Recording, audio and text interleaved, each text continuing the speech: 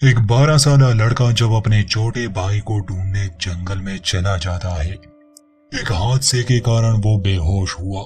2 घंटे बाद जब वो अपने घर लौट आया तो पता चला कि 8 साल का समय गुजर चुका है।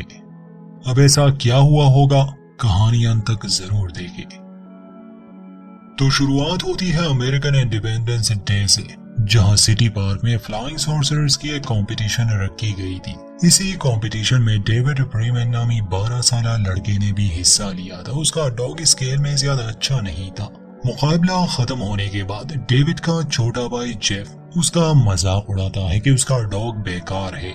इतने में दोनों के माता पिता इन्हें लेने आए। कार में भी ये दोनों भाई झगड़ा कर रहे थे, इसलिए जेफ को कुछ समय के लिए उसके दोस्तों के हाथ छोड़ दिया जाता है, जो शाम होने से पहले घर वापस आ जाएगा। डेविड जब अपने घर में था, वो एक लड़की को देख रहा था। वो उदास भी था क्योंकि उसमें इतनी हिम्मत नहीं थी कि उससे बात कर सके। खैर, डेविड के पिता उसे समझाने की कोशिश करते हैं। अब शाम होने वाली थी, इसलिए डेविड की माँ उसे कहती है कि अपने भाई को लेने जाओ, क्योंकि उसे एक जंगल के रास्ते से होकर गुजरना है। वो छोटा है, कहीं डर ना जाए। अब ना चाहते हुए भी डेविड अपने डॉग को लिए उस जंगल की तरफ जाता है। जंगल में आते ही डेविड का डॉग अजीब सा बर्ताव करने लगा। खैर, इतने में एक पेड़ के पीछे छुपा जेब अपने भाई को डरा देता है। इससे डेविड को बहुत गुस्सा आया। वो उसे सबक सिखाना चाहता था, मगर उसका डॉग एक तरफ भागने लगा। डेविड उसके पीछे जाता है। सामने ही एक गड्ढा था। डेविड उसे हैरानी से देखने लगा। तभी वो उसमें गिर जाता है और बेहोश हो जाता है। इस बीच ऐसा क्या हुआ वो तो हमें नहीं दिखाया जाता, मगर डेविड के लिए बस 2 घंटे ही गुजर गए थे। वो उठता है और अपने घर की तरफ आने लगा। जैसे ही वो डोर बेल बजाता है, दरवाजा एक अजनबी बूढ़ी औरत खोलती है। डेविड को हैरानी होती है, पूछता है कि आप कौन है और मेरे मॉम डैड कहाँ है। वो औरत भी हैरान थी, कहती है कि यहाँ तो सिर्फ हम रहते हैं। डेविड जल्दी से घर के अंदर जाता है और अपने कमरे की तरफ भागता है। घर पूरा बदल चुका था और उसके कमरे में एक बुजुर्ग शख्स था। ये सब देखकर वो घबरा जाता है और सीढ़ियों पर बैठकर रोने लगा। ये ओल्ड कपल जल्दी से पुलिस को बुलाते हैं। वो लोग डेविड को पुलिस स्टेशन ले जाते हैं। खैर, तहकीकात करने पर एक ऑफिसर को ये पता चलता है कि ये बच्चा आज से 8 साल पहले ही लापता हुआ था। उन्हें हैरानी भी होती है, इसलिए वो डेविड से काफी सवाल पूछते हैं और डेविड हर सवाल का सही जवाब देता है कि वो कौन था, उसके मॉम डैड कौन है और वो कौन से स्कूल में पढ़ता है। अब डेविड को कोई अंदाजा नहीं था कि उसने समय यात्रा की है। वो 8 साल समय में आगे आ चुका है। उसे तो यही लग रहा था कि वो 2 घंटे के लिए जंगल में बेहोश था। खैर, एक पुलिस वाला डेविड को लेता है और एक घर के दरवाजे पर खड़ा वो जैसे ही डोरबेल बजाता है, डेविड के माता पिता को ये खबर की जाती है कि उनका खोया हुआ बच्चा मिल गया। डेविड जब अपने माता पिता को देखता है, क्योंकि समय के साथ वो काफी बदल गए थे, वो दोनों डेविड को गले से लगाते हैं। उन्होंने तो उम्मीद छोड़ दी थी। ठीक उसी समय इस शहर में एक अनजान अंतरिक्ष यान को देख लिया जाता है। ये यान बिजली के खंबे से टकरा गया था। नासा के कुछ लोग आए थे। उन्होंने सारे एरिया को खाली करवा दिया था और बाद में स्टडी के लिए एलियन ऑब्जेक्ट को नासा के रिसर्च लैब में ले जाया जाता है। वहाँ डेविड के माता पिता को विश्वास नहीं हो रहा था। वो डेविड से पूछते हैं कि इतने समय तक वो कहाँ था। डेविड समझ नहीं पा रहा था, इसलिए वो लोग उसके भाई जेब को उससे मिलवाते हैं, जो डेविड से उम्र में तो छोटा था, मगर 8 साल में वो काफी बड़ा हो चुका था। अब वो डेविड से भी बड़ा लग रहा था। डेविड को पहले तो यकीन नहीं आ रहा था कि ये उसका छोटा भाई जेब है, मगर उससे बात करने के बाद उसे यकीन आ जाता है। जेब उसे वो मिसिंग पोस्टर दिखाता है जिस दिन डेविड गायब हुआ था। उसने और उसके माता पिता ने उसे ढूंढना कभी बंद नहीं किया। रात को डेविड जब सो रहा था, उसे एक सपना आता है जिसमें कोई उससे मदद मांग रहा हो। वो नींद से जाग जाता है, मगर उसका भाई जेब उसे शांत करता है, समझाता है कि कल डॉक्टर तुम्हारा टेस्ट लेंगे, जिससे ये साबित हो जाएगा कि तुम बिल्कुल नॉर्मल हो। अगले दिन दिखाया जाता है कि उस अंतरिक्ष यान को नासा के रिसर्च लैब में लाया गया है। कुछ साइंटिस्ट अंदर जाने का दरवाजा तलाश कर रहे थे, मगर उन्हें एक भी ऐसी जगह नहीं मिल रही थी जिससे वो स्पेसशिप के अंदर जा सके। उसी दिन कुछ डॉक्टर्स डेविड का चेकअप कर रहे थे, उससे सवाल पूछ रहे थे। उन्होंने उसके ब्रेन एक्टिविटी पर भी नजर रखी थी। तभी डेविड का दिमाग उस कंप्यूटर से जुड़ जाता है और वो उसी स्पेसशिप का एक इमेज ड्रॉ करता है। जो वहाँ के सभी स्टाफ मेंबर को हैरानी में डाल देता है। मगर डेविड के लिए ये बात अच्छी नहीं थी, क्योंकि उसे डर था कि वो एक आम जिंदगी नहीं जी पाएगा, बल्कि वो साइंटिस्ट के लिए एक्सपेरिमेंट का एक ऑब्जेक्ट बन जाएगा। ये रिपोर्ट नासा को भेज दी जाती है, मगर डेविड यहाँ रहना नहीं चाहता था, इसलिए वो डॉक्टर से कहता है कि मेरे माता पिता को बुलाए, मैं यहाँ से जाना चाहता हूँ। खैर वो लोग डेविड को फोर्स नहीं करते, मगर ये एक बहुत ही अजीब सा केस था। कुछ दिन बाद नासा का डायरेक्टर खुद इनसे मिलने आता है। डेविड के माता पिता से परमिशन मांगता है कि वो डेविड की कुछ जांच करना चाहते हैं। बस 2 दिन की बात है। अब मजबूरन उन्हें हाँ करनी पड़ी। उसने डेविड को भी मना लिया था। वो कहता है कि इससे हम जान पाएंगे कि आखिर इस बच्चे के साथ हुआ क्या था, ऐसा ना हो कि ये सब दोबारा हो जाए। इसी डर से वो डेविड को नासा के रिसर्च लैब में भेज देते हैं। टीवी ऑन करता है जिस पर नए गाने और अजीब से शोज चलते नहीं थे, इसलिए उसे पसंद नहीं आते। इतने में एक लड़की और उसके साथ एक रोबोट कमरे में आते हैं। वो डेविड के लिए खाना ले आए थे। इस लड़की का नाम कैरोलाइन था, जो डेविड से कुछ समय के लिए बात करती है और फिर वहाँ से चली जाती है। डेविड फिर से अकेला पड़ जाता है। शाम को डेविड अपने माता पिता को कॉल करता है और कंप्लेन करता है कि उसे एक रूम में बंद किया हुआ है, जिस पर उसके पिता कहते हैं कि कल हम तुम्हें लेने आ रहे हैं। इसके बाद डॉक्टर अपना एग्जामिनेशन शुरू करता है। वो डेविड को एक कंप्यूटर सिस्टम से अटैच करता है, जिसे उसके थॉट से वो काफी कुछ जान लेंगे। पहले कुछ रिजल्ट से ये लोग काफी हैरान हो जाते हैं, क्योंकि डेविड को कुछ भी याद नहीं था, मगर उसके दिमाग में बहुत सारा डेटा था जो इंसान की समझ से बाहर था। मगर उनमें से कुछ डेटा को जब ये लोग डिकोड करते हैं, पता चलता है कि ये लड़का फेलन नामी ग्रह पर जा चुका है। ये ग्रह पृथ्वी से 560 लाइट ईयर्स की दूरी पर है। फास्टर देन लाइट की स्पीड से सफर करने पर डेविड को बस 2 घंटे लगे थे, मगर थियरी ऑफ रिलेटिविटी की वजह से यहाँ पृथ्वी पर 8 साल गुजर गए। अब जैसे जैसे डॉक्टर उससे सवाल करता गया, डेविड का दिमाग सभी स्टार सिस्टम का मैप कंप्यूटर पर बना रहा था। ये लोग जान लेते हैं कि डेविड के दिमाग में इतना डेटा है कि उसे समझने और जानने के लिए कई साल लगने वाले थे। ये जानकर के डेविड अब हमेशा के लिए सब में फंस गया। उसे बहुत बुरा लगता है, इसलिए वो गुस्से में वहाँ से चला गया।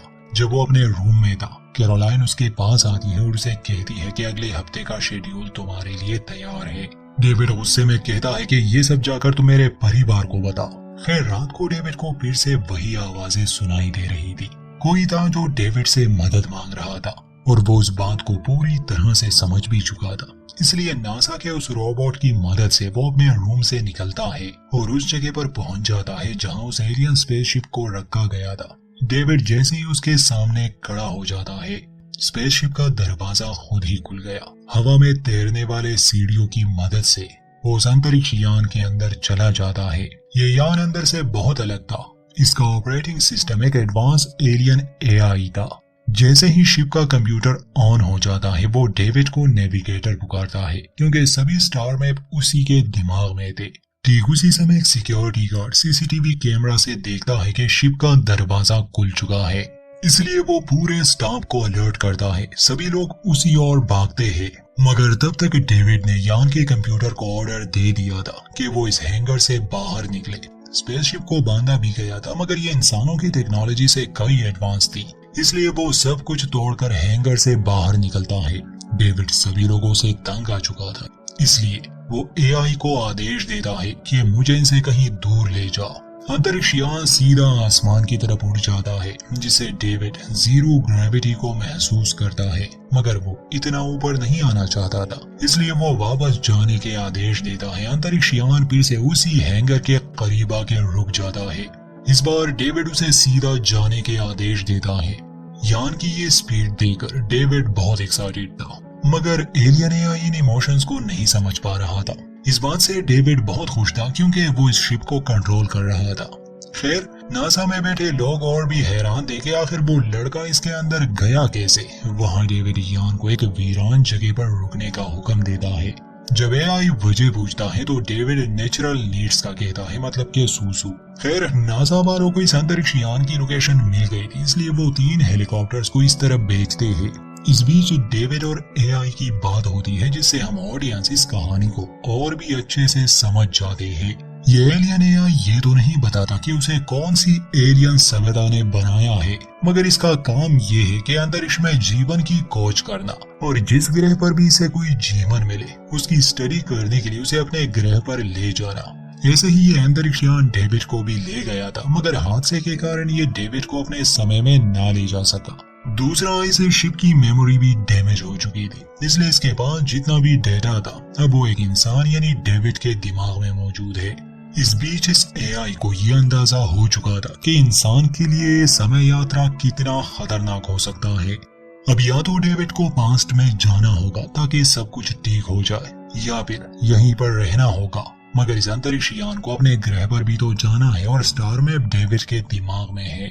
इसी बातचीत के दौरान डेविड देखता है कि नासा वालों ने यहाँ हेलीकॉप्टर्स भेजे हैं, इसीलिए वो जल्दी से यान में चला जाता है और एआई को यहाँ से निकलने के आदेश देता है।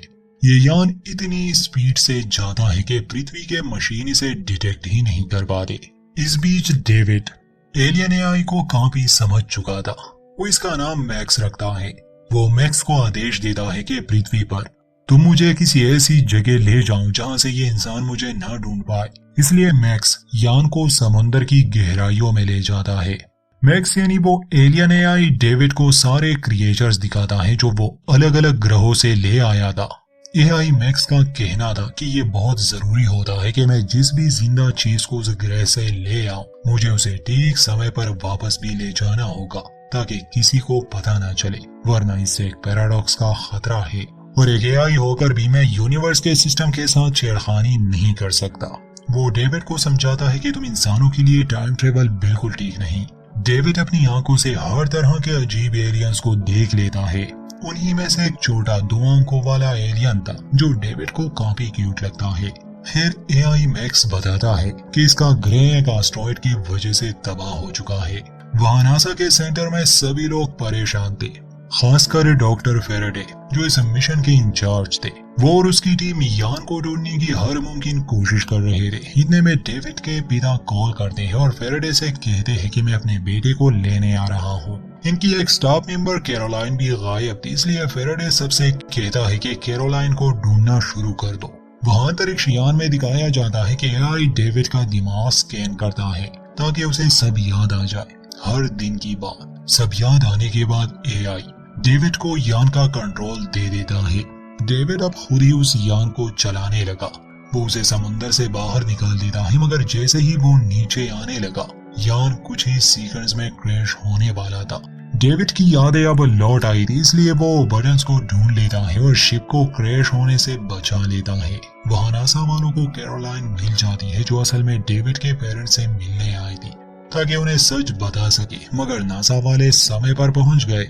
वो कैरोलाइन को अरेस्ट कर लेते हैं, यहाँ तक कि वो लोग डेविड के परिवार को घर में ही रहने का हुक्म देते हैं कि वो घर छोड़कर कहीं नहीं जा सकते। वहाँ डेविड यान को इतनी स्पीड से चला रहा था कि वो टोक्यो पहुंच जाता है, मगर मैप उसके दिमाग में था, इसलिए उसे अपने घर अमेरिका जाना था। कुछ ही मिनट्स में वो सैन फ्रांसिस्को पहुंच जाता है। अब उसे अपने घर की तरफ जाना था, मगर वो एक डिजर्टेड एरिया में रुक जाता है क्योंकि वो रास्ता भटक चुका है।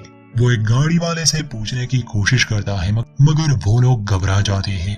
उसी कार में म्यूजिक ऑन था, इसलिए एआई मैक्स डेविड से इस आवाज के बारे में पूछता है तो डेविड उसे बता देता है कि ये म्यूजिक है और ये बहुत अच्छा होता है।